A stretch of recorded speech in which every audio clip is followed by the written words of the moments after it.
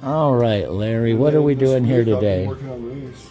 Heat treating, we'll be doing, maybe today, I don't know. Firework. So we're going to do hammer work and then maybe some annealing. Where basically you just heat this up and then let it cool as slowly as it possibly can. That prepares it for when you actually heat treat it. So that's a process that takes its own time. You do that and it's going to sit for 6 to 8 hours anyway. So get that done today and then I can work with it tomorrow. We'll see. What's he got laying out here besides the blades and whatnot? He's always got stages going on. See, he's got some blades that he's working with. Nice, nice.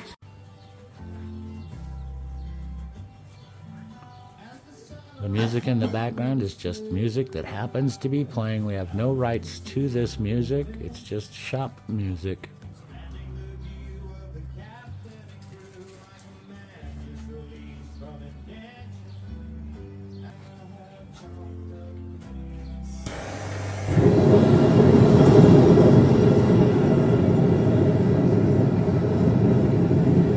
Fire in the hole.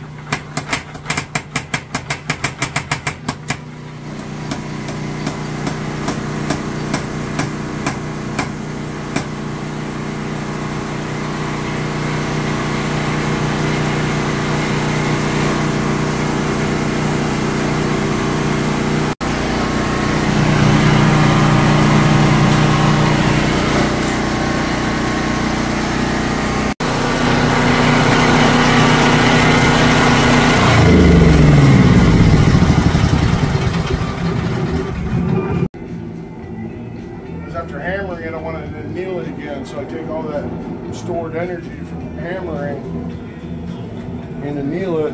Once again, taking all that stress back out, letting it slip through. We got that. The hammer wasn't what I thought it was going to be. It's more like he described it, a 50 cal going up, and even the thump on the ground.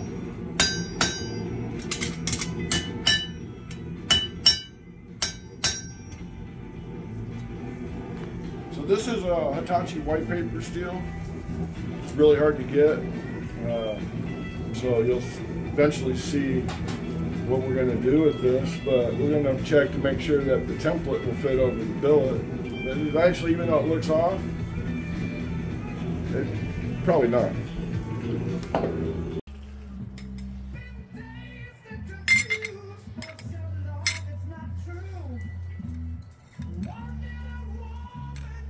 No, that'll fit. It's just hot. You can see it burning my gloves. Oh, yeah.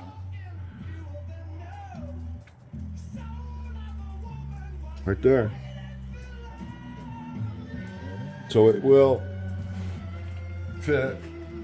That'll be a Model 1, but it'll be a beautiful Hitachi white paper steel. You'll see when it's done, like, holy smokes. Because this steel, somebody asked me once, when we're heat treating and quenching, this is one that you don't do in oil, you have to do it in water. It will not temper in oil. I tried it. Well, I just got a before still of it, and we'll end up seeing. Now that was quick, huh? Oh yeah, real quick. I'm very surprised at how fast that was. Yeah, that's what I say. I don't spend much time on it. The neighbors are probably happy about that. Just like 15 minutes, 20 minutes, I knocked out a billet. Yeah, was it that long actually? It didn't seem like that long. But work time, 10, 15. 10, yeah. So that's what we're doing. Now we're checking.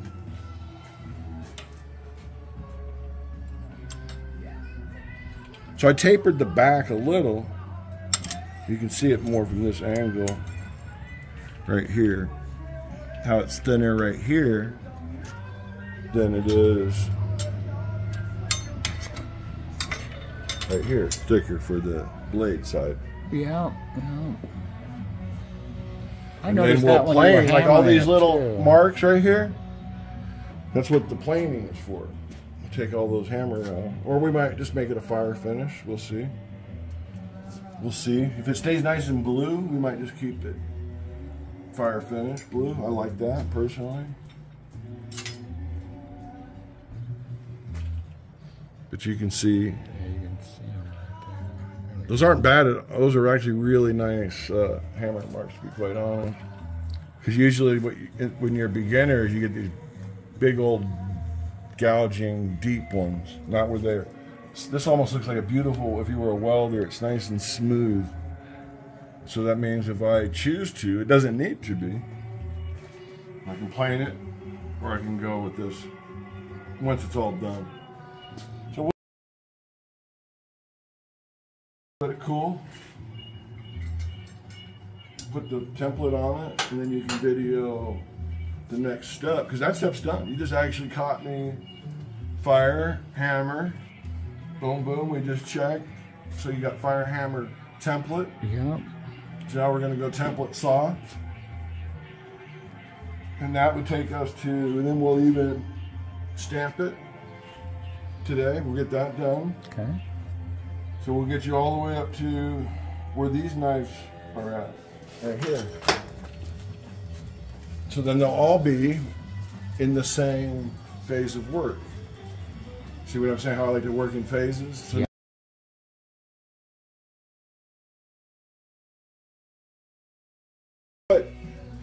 What we're looking for is it tapers back here on the handle, thickens right here where it's going to join the blade, and then the thickest point for the blade is going to be right here. So in all terms, it's perfect. That's why you don't really have to give too, as long as the template and the billet fit correctly as far as where all I just explained meet, you're good. Then it would be tapering into the blade. or if it didn't have enough taper, when we try to put the scales on, there'll be a big old air gap in here. So we are literally, hate to say it, but perfect on this. I'm going to show you here in about 15 minutes when I cut this out. So you still see the black line right here? And if you lose the black line, that's perfect, because that's where we're going to stop it on that corner. So basically, it's perfect. There's different, in my opinion, classes of knife makers. Tons. So you can get in all kinds of debates. But thinnest surface, well, that's what it's all about. You know, the tighter everything is, the better the surface is after you've hammered. Everything is smooth. And I want to. That is quality on that side. I said that it looked rolled because after all that hammering, you know, you'd think you'd find no, this in up close in person. I hope it's catching on this. This looks like it went through rollers, not a hammer. Well, the worst thing that I did was the top from my pliers. Oh yeah, so that's a the thing plier I'm gonna mark. have to dig out. That's the worst mark on this. Just my pliers. That's yeah. gonna come out like that. Yeah. But it looks like it's so smooth after being hammered in multiple directions.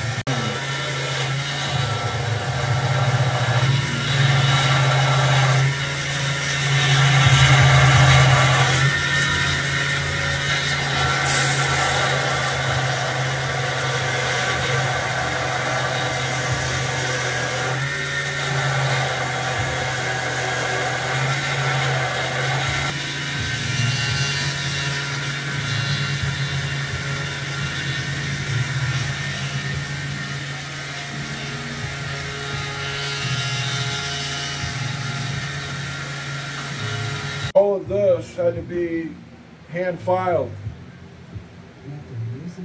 But investing your money into your equipment is always a good thing.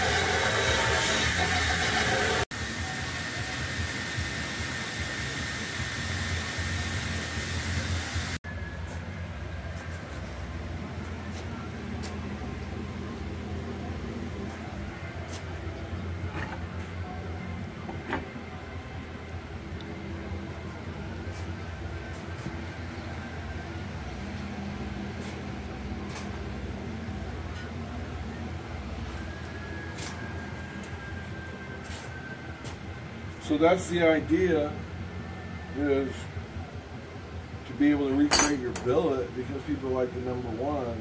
The only thing that changes is I just change thickness or handle material or actual metal. You know, because I make the Model 1 in 1095, I make the Model 1 in 416 layer Damascus. This 3-layer Hitachi white paper steel is just truly awesome. I might have to just keep this one for me, because most people don't seem to appreciate how good this steel is. So I do. I might keep it for me.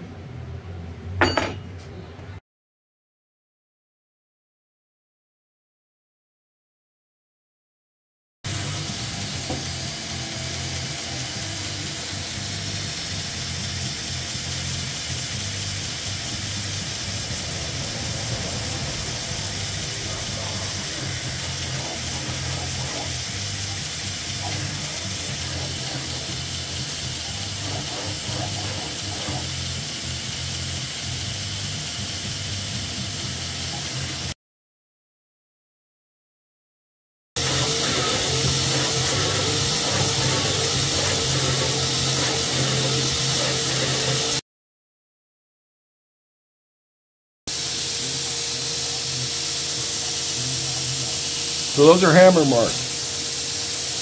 Those are hammer marks right there. Should we chase them? Let's see what this side looks like. There you go.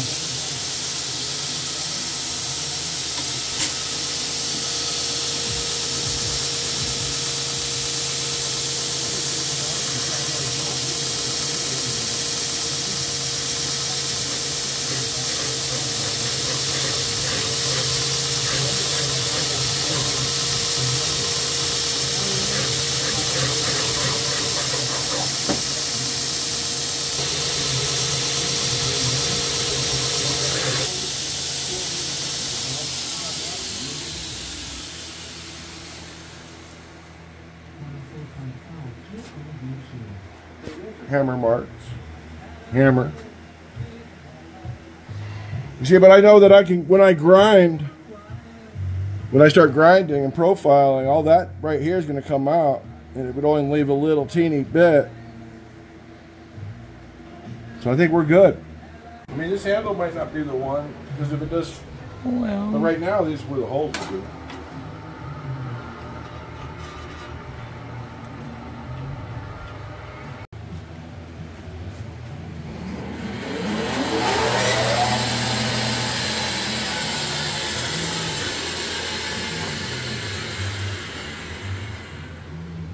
Perfect.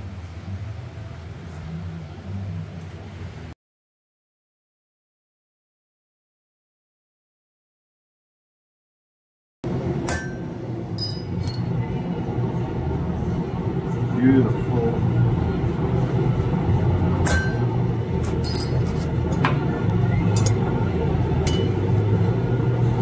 So what we need to do now is let it go. What we need to do, we stamped it. We have to let the temperature get below 800 degrees before we heat it back up again for its last heat.